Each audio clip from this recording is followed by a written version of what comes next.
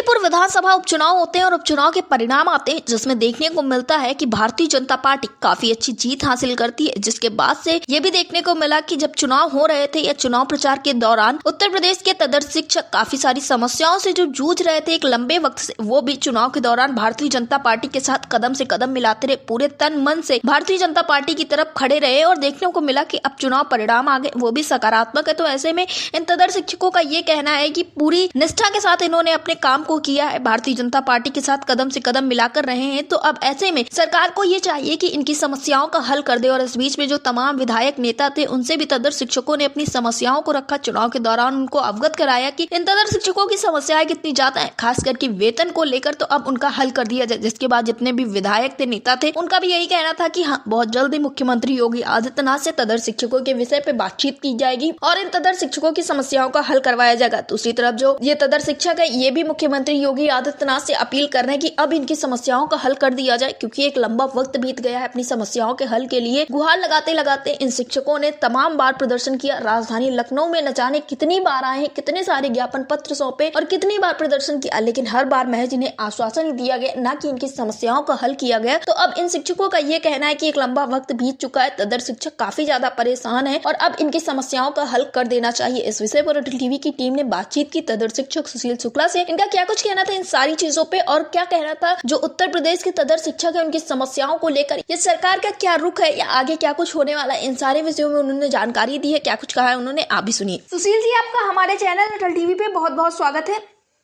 जी धन्यवाद आपको। सुशील जी, जिस तरह से तदर्थ शिक्षक लगातार लगे रहे, मिल्कीपुर जब चुनाव था वहां पे और देखने को मिला एक अच्छी जीत हासिल की है भारतीय जनता पार्टी ने। दूसरी तरफ ये कहा जा रहा था कि तदर्थ शिक्षकों की जल्द से जल्द समस्याओं का हल कर दिया जाए, लेकिन दूसरी तरफ ये भी कहा जा रहा था कि ये जो विधायक मंत्री हैं वो अभी चुनाव में व्यस्त है, इस वजह से कुछ समस्याओं का हल नहीं हो पा रहा है। लेकिन अब तो चीजें कुछ साफ हो गई हैं और जीत भी हासिल हो गई। तो क्या कुछ कहना है आपका, क्या कुछ आप मुख्यमंत्री योगी आदित्यनाथ को कहना चाहेंगे? पहली बात तो मैं आपके चैनल को बहुत बहुत धन्यवाद देता हूँ। दूसरी चीज मैं ये अपन जो हमारे माननीय योगी आदित्यनाथ जी हैं, जो हमारे मुख्यमंत्री जी हैं, जो उनका दिशा निर्देश और जो पार्टी का दिशा निर्देश मिल्कीपुर में प्राप्त था, वो हम लोग जो है बहुत ही तन मन धन से जुट करके और प्रत्याशी चंद्रभान पासवान जी को जो है भारी मतों के अंतर से हम लोग जिताए हैं। तो मैं तो जो योगी जी का, माननीय महाराज जी का जो हमको निर्देश मिला था, वो तो मतलब हम लोग पूरा किए हैं। और इस बीच में जो भी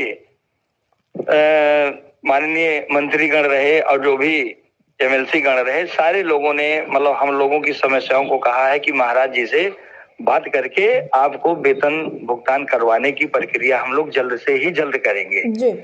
तो मैं तो अब ये चाहता हूँ कि चूंकि जैसे हम लोग भी प्रतिष्ठा अपनी गंवा चुके हैं, तो महाराज जी से मैं यही आपके चैनल के माध्यम से निवेदन करूंगा कि हम लोगों की खोई हुई प्रतिष्ठा वापस कर दें, क्योंकि मिल्कीपुर का चुनाव था, हम लोग पूरे तन मन से लगे थे। चाहे वो डॉक्टर धर्मेंद्र जी एमएलसी रहे हों, चाहे जो है अवनीश पटेल जी एमएलसी रहे हों, और ये इनके साथ क्या नाम जो है माननीय स्वतंत्र देव सिंह जी मंत्री रहे, तो डॉक्टर जो है JPS राठौर रहे, जितने भी मंत्री यहाँ पर लगे रहे और जितने भी लोग लगे रहे, सबके साथ हम लोग कंधे से कंधा मिलाकर उनके पद चिन्हों पर चल के आदरणीय योगी जी के निर्देश का हम लोग पालन किए हैं। अब हम भी चाह रहे हैं कि हमारे तदर्थ शिक्षकों का जो है निराकरण होगा।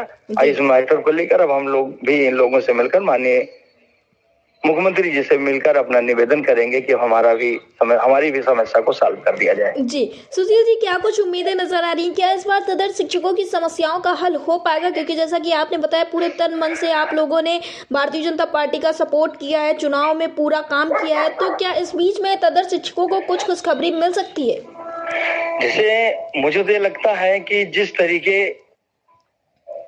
यहाँ मिल्कीपुर में विधानसभा के चुनाव में हम लोगों से चाहत थी लोगों की, उस तरीके हम लोगों ने पूरा भी किया है। हम लोग घर घर जाके, डोर टू डोर जाके सबसे मतलब निवेदन किया था, जितनी हम लोगों की हैसियत थी। तो इस और जिस तरीके यहाँ पर जो भी माननीय गण आए थे जी हमारी समस्या को सुनकर, जैसे मैं अपना स्वयं बता दूं कि मैं शिक्षक, प्रधानाचार्य, प्रबंधक सारे लोग लगभग 11 जो है बैठकें मैं ऊपर के निर्देश से करवा चुका हूँ। जी सबको एक सूत्र में बांधने के लिए मैं 11 जो है बैठकें मैंने करवाया और उसमें जो है माननीय JPS राठौर साहब और जो है माननीय सूर्य प्रताप शाही जी, MLC साहब, डॉक्टर धर्मेंद्र जी के साथ तो हम लोग डोर टू डोर लगे रहते हैं, अवनीश जी के साथ में डोर टू डोर लगा रहता था। मतलब सारे लोगों ने जिस तरीके हम लोगों से कहा है कि नहीं तुम्हारी आप लोगों की समस्याएं वास्तव में जो है बहुत ही जटिल हैं और इस समस्याओं का निदान होगा। मैं माननीय मुख्यमंत्री जी से बात करूंगा, तो मुझे आशा है कि सारे लोग मतलब जो है मिल के इस मामले को जो है आगे बढ़ाएंगे। जहां तक था हमारे यहाँ एक बहुत बड़े उद्योगपति हैं, हम लोगों से बहुत अच्छे संबंध हैं, वो भी माननीय मुख्यमंत्री जी का सबसे लास्ट में अभी 2 तारीख को कार्यक्रम कराए हैं, हम लोग भी उसमें पूरा योगदान रहा है और वो भी हम लोगों को आश्वासन दिए हैं। उनको तो जानकारी नहीं थी, कि हमको जानकारी है, हम भी माननीय मुख्यमंत्री जी से निवेदन करेंगे कि आपका काम हो जाए जी। तो इस तरीके मुझे लग रहा है कि जो आश्वासन मिला है उससे तदर्थ शिक्षकों के चेहरे पर कुछ न कुछ खुशी आएगी, ये निश्चित है जी। सुशील जी, क्या कुछ रणनीति बनाई है आप लोगों ने, किस तरह से सरकार के सामने अपनी बातों को रखेंगे? देखिए, सरकार के सामने हम लोग तो जो है बहुत अपनी बातें रख चुके हैं जी। और जो वास्तव में मुख्य पीड़ा है कि वेतन रोक देना और सेवा से बाहर कर देना, सारी चीजें जिससे हम लोगों के ऊपर नहीं लागू होती थी जी। इस बात को हम लोग यहाँ भी बताए हैं और माननीय मुख्यमंत्री जी से भी इस बात को बताएंगे जी कि एक बार वेतन स्टार्ट करके और ये देख लिया जाए कि क्या वास्तव में जिस नियम के अंतर्गत इनकी नियुक्ति है उस नियम के लोगों को बाहर करने के लिए कहा गया है कि नहीं कहा गया है जी।